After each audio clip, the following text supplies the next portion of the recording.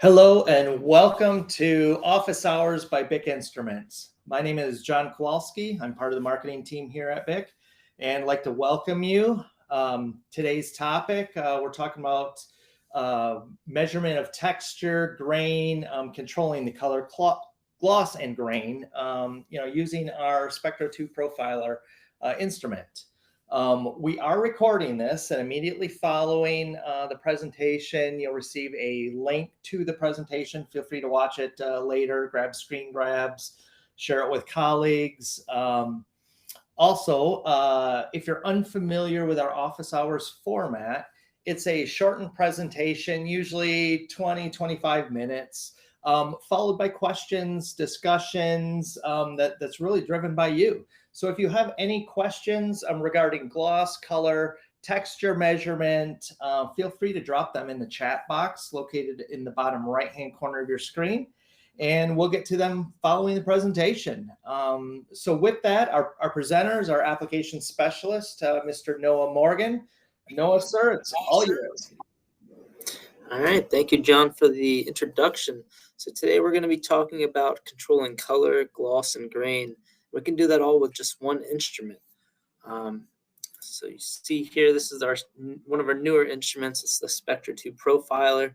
And what it is, it's essentially a profilometer that also takes color and gloss measurements. So you can really get a nice pile of information of whatever material you're testing just for one instrument, which is very nice, and it's key in some industries for being able to objectively quantify what type of texture you have. That way you can have a good quality control, and you could have good harmony between these different textures.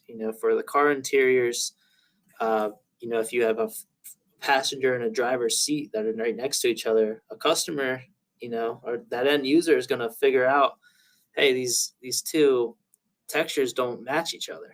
That could be an issue down the line. So really, with this instrument, we want to be able to measure these textures with the color and the gloss, and that'll give us all the data to what it's going to look like visually. And then we can have better quality control measures once we have these numbers. And so if we move on. So it's a new approach for objective measurement. It combines different measurement techniques into one instrument. So to start off, we'll talk about the color measurement. So this instrument is just like our Spectre 2 guide with its color measurement. So it includes the same internal geometries. It's 45-0, meaning that illumination comes from a 45-degree angle, and a sensor directly overhead at 0 degrees is picking up what that color of that sample is. Now, from the side or from the top, you can see that there's different boxes here, and what this represents is circumferential light. So the light is coming from all angles around the sample. And what this shows is it makes it to where if you orient the instrument differently when taking measurements, every time you change the orientation, it's still going to be the same values that you're getting. It's not on a linear measurement base. It's on a circumferential. So all these, depending on which way you angle your instrument, you're going to get the same result, which is good for quality control. Now we move on to the gloss measurement. So it also includes gloss, like I said.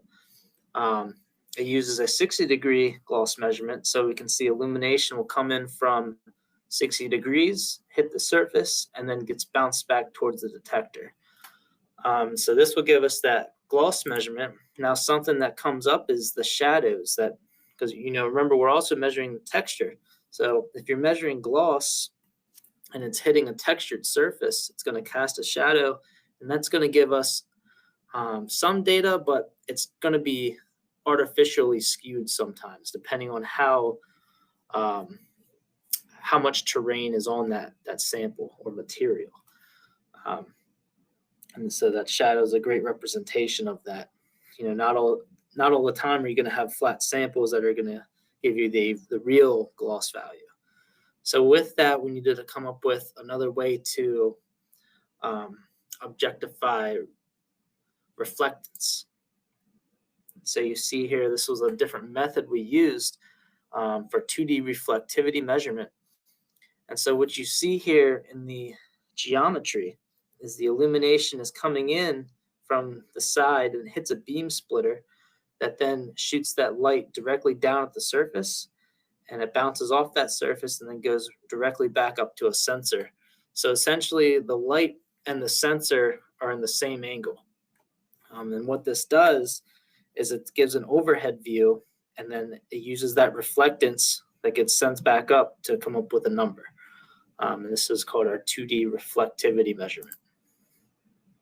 So you see here another example of this happening. The illumination comes in from the side, hits the beam splitter, hits the surface, and then gets reflected back up to the camera. And so this is a spatially resolved measurement, meaning that it uses all the pixels in the camera. So it really just takes a picture in a 15 millimeter by 15 millimeter space, and all the pixels that reflect light back are all then taken into account to create the mean reflectivity value. And you can see its range is from 0 to 500,000. And in this case, we have a 11,572 value for this specific sample, which is a powder-coated surface. So it just gives you another number of a real reflectivity measurement, because not all the time is that gloss going to be the actual gloss because of those textures, as we spoke of before. All right, so this is talking about the gloss and the 2D reflectivity measurement. So it's basically going over what I spoke of before, just showing you them together. So you not only have the 60-degree gloss angle measurement, but we're also using this beam splitter type measurement for spatially resolved reflectivity. So it includes both of these, which is the plus when trying to figure out what the appearance of this sample that you have is, and then comparing it to other samples. So in addition to this gloss and 2D reflectivity measurement, we have a 3D topography measurement. And so what this is it's basically light coming in from different angles. As you can see, this is a good example of that. So light's coming in from different angles onto a sample. And then once all this data is collected from the way that light is, you can then create a 3D topography map of whatever that sample is. You can see that in this next slide here. So use that illumination again from the gloss, and then you have the illumination coming from 4 different angles here, 90 degrees between each one. And then you can essentially create a map, a 3D topography map of what those pictures each cover. And this is real nice when comparing on a software. If you have one sample versus another sample, you could really look at them and zoom in and see the exact differences between each of these samples. It's very fascinating to look at. So once again, this is our spectro2profiler. It reads color, the 45-0 geometry. The 3D topography has also included 60-degree specular gloss and 2D reflectivity. And it includes all this just so, the more data, the better. So if we have all these measurements in one device, we can easily objectify and quantify what this material would look like, and then easily compare it to other material. So as an example here, there's 3 different types of algorithms that are in the machine itself that then get put into the software so that you can find out the best way in order to represent a type of texture. Now there's also been an addition recently, which is called a reverse leather-like algorithm.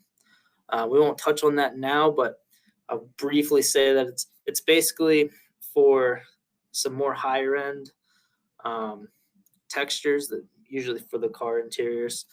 It's basically just reverse, so everything's opposite.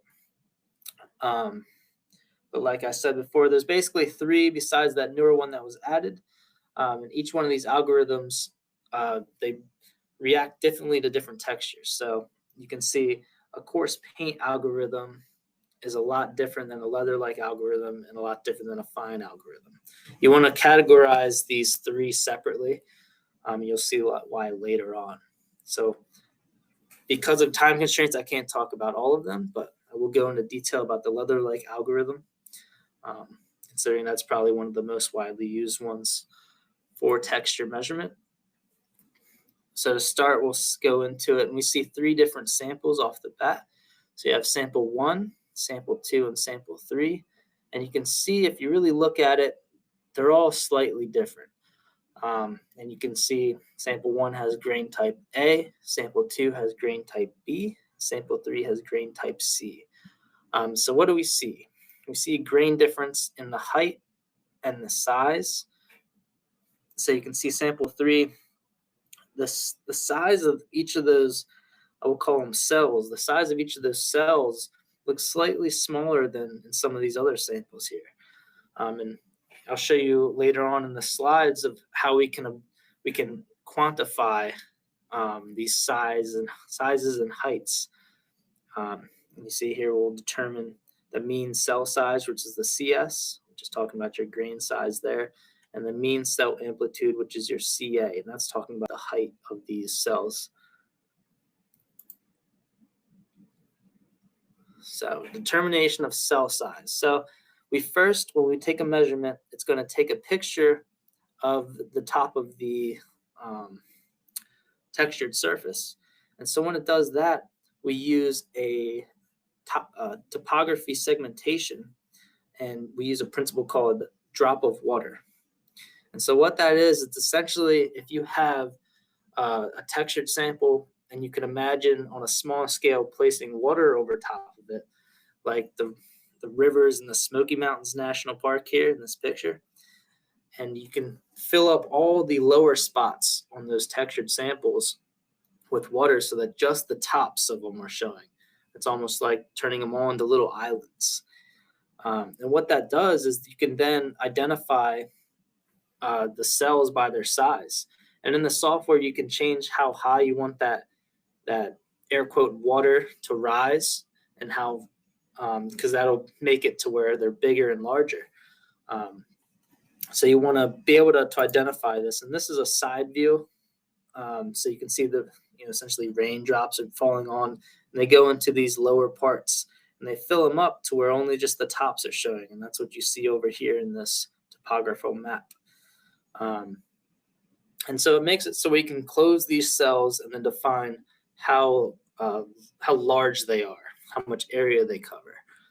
And once we have that, we can then close off these structures and divide them into cells based off the watershed segmentation. And that'll give us our mean cell size. So the average of all the cell sizes in the image that was taken.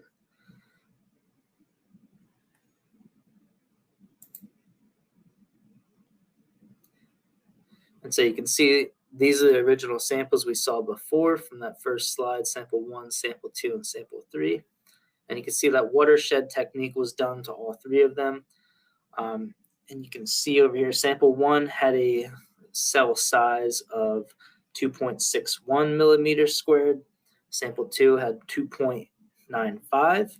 And sample 3 had 1.59. So you can see sample 3 had the smallest average cells, whereas sample 2 had the largest cell size. So this is just another way of quantifying the differences in these different textures. All right, so now we're going to talk about the cell amplitude. This is another difference that could be seen. So if you look over here in this image, so we have a master panel with 5 sections of different grain depths. And what's important to note is that grain depths can change what we see. So we see 100% grain depth. So this is it's very raised up off of the main surface here.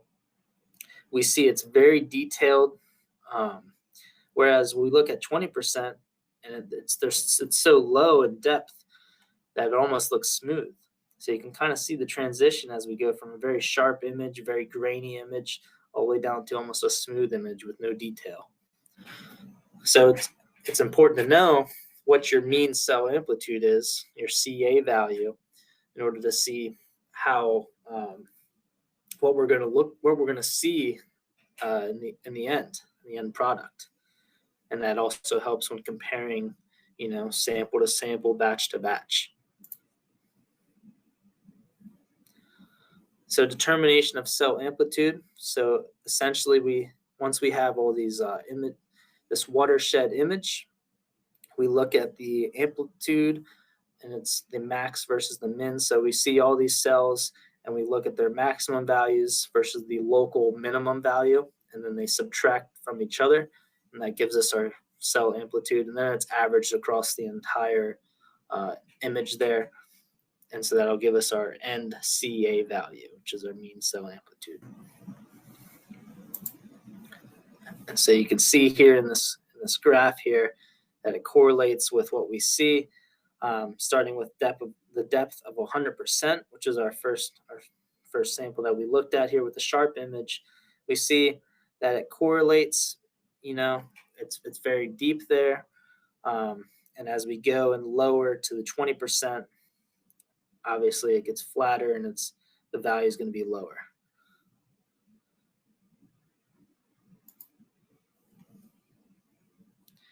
All right, samples with different gloss appearance. So a lot of times, we could see an image here, see sample 1, 2, and 3, but they all have the same cell size and the same cell amplitude. But we can tell that, say, sample 2 here looks a little more bright than the sample 1, 2, and 3. And this may not be because of the amplitude or the size. This could have something else to do with it. And this is where that 2D measurement with the reflectivity contrast comes in. So this will give us a value of RC, which is, like I said, was reflectivity contrast. And you're basically measuring the reflectivity of the hills and the valleys, because sometimes they're different. Depending on which one overtakes the other, it's going to appear different in the end. So how we take this measurement, it's a combination of the 3D topography data as well as the 2D reflectivity data. As we spoke of before, it's the same camera and lens system, and you can align the data over top of each other. And so what you're going to end up doing is putting these values into a calculation internally with the instrument. It takes the reflectivity of the hills and then the reflectivity of the valleys and puts them in this equation here. And then you end up with the RC, or reflectivity contrast. And that value can help you determine that 2 and, let me see, sample 1 and sample 3, where they look a little darker. And you can see the values are higher here. So they have higher reflectivity contrast, so they're more contrasting, whereas sample 2 has the lowest amount of reflectivity contrast, which is why it seems very bright. There's not a lot of detail in there.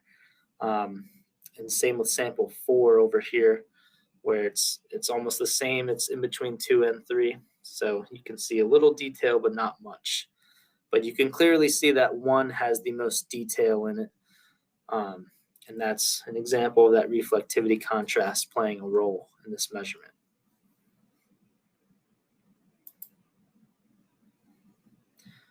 So like I said before, there's 3 main algorithms besides the newest one that was added.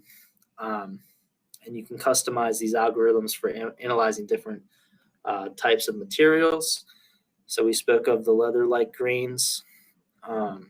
Now there's also coarse paint and fine textures. Coarse paint's usually powder coatings, whereas fine textures, you can see on this example, consumer electronics, keyboards, really anything that has a fine type of texture. But it can all be measured with the spectro2profiler. It includes that 45-0 color measurement, the 3D topography, the 2D reflectivity, and 60-degree specular gloss. So it combines all of these measurement techniques into one in order to give you the best amount of data to be able to quality control your parts and materials. All right, and that's the end of the presentation.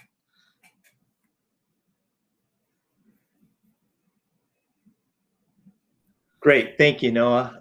Appreciate it. And like I said, if anyone has questions, please log them in the chat box in the bottom right-hand corner, and we'll get to them. This is now your time. Always good hearing about this instrument. I think it's just revolutionary being able to measure the grain and texture here. So thank you, Noah. Have a question in here.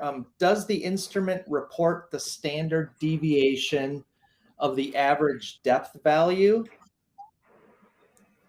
Yes, it does. I believe you can only do it on the software though.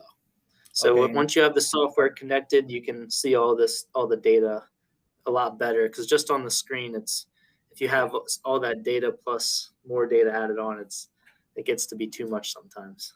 Sure. So looking at smart chart, and the follow-up would be interested to see if you could evaluate how consistent the texture is, time over time. And you can do that with the smart chart software. Is that correct? Yes, that's right. Okay, good. Other, while we're waiting for some other folks to chime in here and ask questions, or talk about any challenges they're facing with measuring texture, are there some key things that you're repeatedly seeing when you're working with customers in this instrument? I wouldn't say much key things. I will say something interesting that I will add is I know historically in some different industries they've used profilometers, which essentially measure the profile or texture of a surface, and it was more of a different type of method. Instead of using the technology we have today, it was more of just a stick that would drag across the surface and move up and down over that texture. Now, Okay. it worked for some industries, but the issue that was it's only going in a straight line, so it can't measure, perfectly what the actual grain is. Now, with this instrument, we have it uses that 3D topography data, and it's also circumferential light. So with those two added, it's really going to give you the best measurement to be able to relate to exactly how we see. So whatever it measures is going to be how we're seeing it, which is interesting because it far outperforms the older profilometers. Yep, definitely. Okay. Another question here. As far as I know, measuring texture is done using the BTF algorithm, as well as a 3D gonio-reflectometer. What's the difference between that device and our spectro2 profiler? I gotta say I'm not too familiar with that instrument. I'd have to do some research into that and then get back to you. Okay. But yeah. Yeah, we can leave that as an open question. We'll take these questions down, and we'll get them to Noah, and he'll get you an answer, or one of our regional sales folks will get back with you. So stay tuned on that. Another one, in addition to the reflectivity data, would this instrument report traditional 60-degree gloss measurement as well? Yes, so yes, it would. In the presentation I spoke of, it's not going to give you an accurate representation. That's only if you're measuring, highly textured samples because of the shadow effects that happen. But if you were to say put on a flat surface to measure a 60-degree gloss measurement, 60-degree gloss on it, you would get exactly what a 60-degree gloss meter would give you. So it is essentially the same exact geometry for measuring 60-degree gloss in the gloss instruments. Okay, so that's good. So that'll correlate then, again, Yep. in the smart chart software. Okay, cool.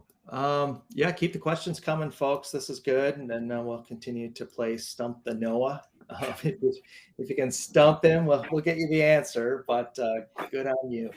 Other things, have there been any unique challenges, Noah, that you've seen in working, with customers with this instrument, with looking at specifically grain and texture measurement? Yeah, I will say, and sometimes I've seen issues where you think you can measure the texture of it, but it ends up being too small. For Oh, example, yeah. like brushed aluminum. I have seen an application where we tried to measure that, but it was too small of a structure to measure. Yeah. Yeah. What's like the minimum diameter that we need of, for the instrument to measure? So the Size. minimum range for 3D structure is 2 microns. Okay. Okay. That's good. Good. Another question in here. In your terminology, is there a difference between texture measurement and texture appearance measurement? Yes, so texture measurement um, could be essentially how the texture actually is versus texture appearance measurement, which is measuring the texture as we see it. So sometimes, a good example, sometimes a sample will look like it has a lot more depth. And that's based off of that specular reflection, that reflectivity contrast. So if Okay. there's high reflectivity contrast, it might look like those cells are they have a high cell amplitude, but in reality, they have a very low cell amplitude, and vice versa. So there is a difference between an actual texture measurement and a texture appearance measurement. And this instrument measures the texture appearance measurement. Okay. Good description. Thank you. Other questions out there, folks. We got some time left here. With our resident expert Noah. Are you looking at measuring any unique materials, or having some trouble? One thing we do offer is, we can hook you up with Noah. You can send in some samples. He can do some testing for you, and look at the data and go over that with you to see what it looks like and to see if this instrument would work for you. I'm not speaking out of turn or for you, am I, Noah? No, you're good. Okay. Yeah, we do offer the testing services. So if you ever have any samples that you want to try out with this instrument or any other instrument, you could always send samples into me, and I can run the test and give you some data. Perfect. So keep that in mind, folks. If you're unsure or just want to, kind of kick the tires here, we'll hook you up with Noah and get some samples sent over to him, and you can go from there. Are there other, key points that you want to touch on, Noah? I think this is just, definitely beyond our current spectrophotometers or kind of anything in the industry. And I think this is, we're getting into more appearance, more textures with the materials that everybody is producing, and to do that consistently and repeatedly is really key. And this is a great instrument. Another question here. Why have you chosen 4 light source for texture measurement and not 3 light sources? Okay, let me pull up that slide real quick. Yeah, do you know that They're referring to there you go. the 3D topography. So essentially, if you have each one of the light sources for the 3D topography at 90 degrees, this will give you, I would say, let's refer to this image, this will kind of give you a good representation of what that surface would look like. So you can see, one light source is coming from the side here, one's coming from the other side, one's coming from the front. You can say this one's coming from overhead. Mm-hmm. These 4 different light sources will all combine into giving you, a good 3D topography. Whereas if you just had 3, you might miss some minor details, but I would say 4 would give you the best. Okay. And I mean, I wasn't involved or in any of the product development discussions, but I assume that this is a as realistic as we can get it with the 4 light sources as opposed to 3. Another question in here: could you go over what kind of color data we get again? Yes. So the internal geometries are just like our spectro2 guide, which is the spectrophotometer that we have. Yeah. So essentially, it'll give you the same color data as any other spectrophotometer would. It measures in 10 nanometers, I believe 400 to 700 nanometers. Every 10 nanometers, it gets a measurement. So you can get regular LAB values and delta values. It's just essentially the same as any other spectrophotometer. You can use LCH or XYZ. So really, it's just a spectrophotometer with it. Yeah, and it just adds on that texture and graininess measurement as well as the gloss. Good. Another comment here: please introduce a software for generating height map from 4 images.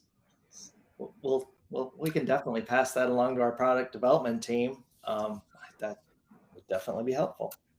Yeah. So if you use this instrument with our software, Smart Chart, you can get 3D topography maps that you can compare side by side, which is it's very fun. It's fun to do, and it looks really cool. Okay. This is an example of it right here. So you can plot these charts here and get these models, and you can compare them with each other and turn them and move them however you want. Nice. So it comes in key when comparing structures that look very similar but have some slight differences. Yeah, definitely. And I heard, I don't know if it was one of the regional sales folks talking about this, but they described kind of the, river, mountains and rivers or valleys in between things. And I think this does a really good job, with the necessary, flexibility and adjustments to adjust for your specific application. Would you mind touching on that a touch more? Yes. Go to that slide real quick. Hi. Yeah, so with that mountain and valley idea, we can have our 3D structures. Yeah. And like I talked about before, the drop of water principle is basically filling up all the low spots around the structures to where only the tops of the structures are coming out and showing. And once you get that, you can measure that cell size and you can get that data across the entire board. And it becomes very key in different applications that you can change how high you want this so-called water to rise. Sometimes, depending on your texture, you want to have it a lot lower so that the cell sizes appear larger, or a lot higher that the cell sizes appear a lot smaller. So it's nice that you can, in the software, you can change how you want to see this. And then essentially that will change your 3D topography map in the end. Yeah, so much flexibility, which is great, for a variety of applications and things you're producing. Question in here: what's the difference between 2D reflectivity and 3D topography? All right. So 2D reflectivity is essentially having light shine down overhead, and all the pixels within that 15 millimeter by 15 millimeter area are then put into an equation to see how many of them are reflecting back. And so it'll take that reflectivity data, and in combination with the 3D topography data,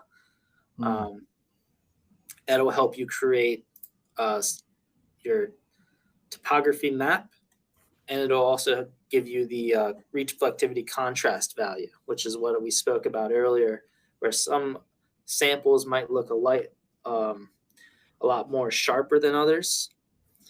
That's due to the reflectivity contrast that you may see in it. And what that is the hills and the valleys, they each have different reflectivity values. And that's put into an equation to where you can tell which one has the highest value, and that one will look the sharpest. So you're objectively quantifying, you're essentially quantifying, you're trying to quantify all these different appearance values. And so the 3D topography and the 2D reflectivity are used in conjunction with each other in order to get there. Makes sense. Now with the reflectivity, how does that's what we're measuring to essentially get the gloss value? Is that correct? Or can you walk through the gloss versus the 2D reflectivity? Yes. So we use a regular gloss geometry. So it does a regular 60-degree gloss measurement. The issue that arises is if you have textured samples, like this one over here on the right side, you introduce shadows into it. And so that's not going to give you a true 60-degree gloss value because you're missing a lot of that specular reflection. So in order to combat that, we created this way inline illumination in order to get an overhead reflectivity. That way we can figure out how reflective the surface of the sample actually is, because we're missing a lot of the data because of the textures. And so we use the 2D reflectivity along with the 3D topography measurement in order to get some of these and combine them in these special equations in order to get some of these values to quantify what we're seeing. Yeah, so it's essentially taking, you got the gloss meter, the colorimeter, or the spectrophotometer, as well as the texture and grain measurements. You're taking all those components and putting them together to generate what we see on the screen. Is that accurate? Accurate statement? Exactly. Okay. Yep. Very cool. Question here. Is it possible to import and exchange this topography mat into 3D softwares like CAD? As of right now, it's not possible, but I believe it is being worked on so that it would be. In the pipeline? Right now, do you know what export formats this type of map? Export, it will export it into a picture, kind of like the one that we see right here. Yeah, just as a regular JPEG on a report. Okay, well, that's good to hear that they're working on the export function to CAD and other industrial design softwares. That's great. Question here, but a lot of great questions, folks. This is awesome. In the generated reflectivity map, is it correct that the dark areas indicate low reflectivity and the light areas high reflectivity? Could you show that slide again? Yes, and yes, that is exactly right. So in this one, you see the very peaks of, you can say these hills of the texture are reflective. And you can also see that the valleys of this texture is reflective. So you could essentially figure out that these hills are very rounded and the peaks are flat. And then the valleys in between all of them are flat, and that's what's being reflected back up. Nice. Very nice. So perfect question here. So 2D reflectivity is a sort of gloss reading for a textured coated part, and a 3D topography is a measure of the texture, size, amplitude, and the density of texture. Is that accurate? Essentially, yes. Yes, that's accurate. Okay, excellent. Oh, and the last question, instead of CAD, they meant Cinema 4D or 3ds Max.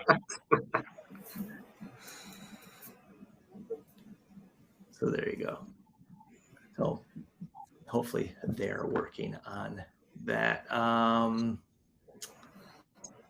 What else do we have here? Other questions or comments?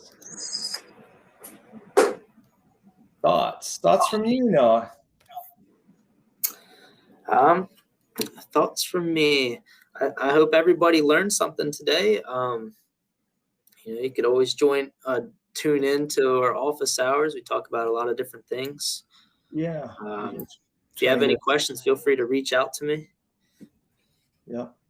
Yeah, we try and do these office hours at least once a month on a variety of topics. You guys have obviously seen the invites there. And then also, we do some other 60 minutes longer presentations as well. But let's see, we got some time left. If anyone has any other questions, also that we're recording this whole conversation, as well as these questions at the end here, and immediately following, you'll get a automated email that will have that link, so you can take a look at this, stop, pause, share it with colleagues.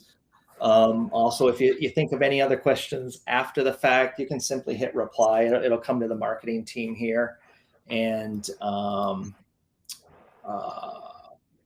we can route it to Noah or one of the regional technical sales folks in your area. Let's see, give it another minute or two. That may be it.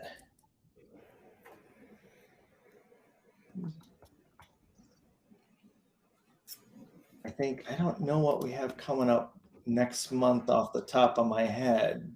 Do you, by any chance, Noah? Yeah, I believe it's gloss theory. Yes, gloss theory and applications on September 27th. So we're squeezing a couple in here. I think that's just in a couple weeks. Trying to get as much information out there to everyone before the holidays hit us. I can't believe we're even thinking about it at that time. It came up quick. Yeah, it did. All right. Well, I think that should do it then. I appreciate everybody's time here. Like Noah said, hope you learned something. Take a look at the recording. If you have questions, feel free to reach out. And we look forward to seeing you on future BIC Instruments web seminars or office hours. So thanks, everyone. And thank you, Noah. Appreciate your time and expertise. Thank you. You bet. Have a great day, everyone.